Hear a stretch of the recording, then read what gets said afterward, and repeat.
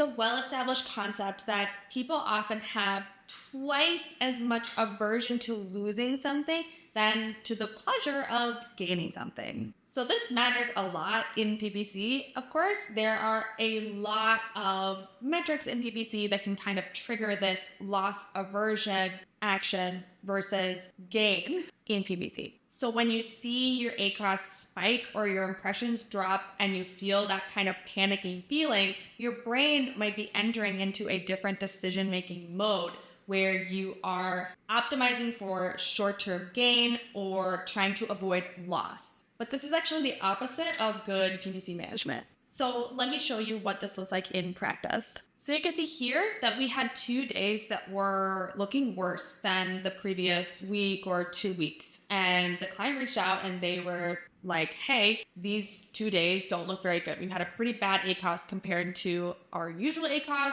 Let's lower the budget. Now, that's not an unreasonable request, but I do think it comes from a place of emotions rather than understanding the actual data and what's happening. But, they're the client, it's their money. So we went ahead and reduced the spend and the budget.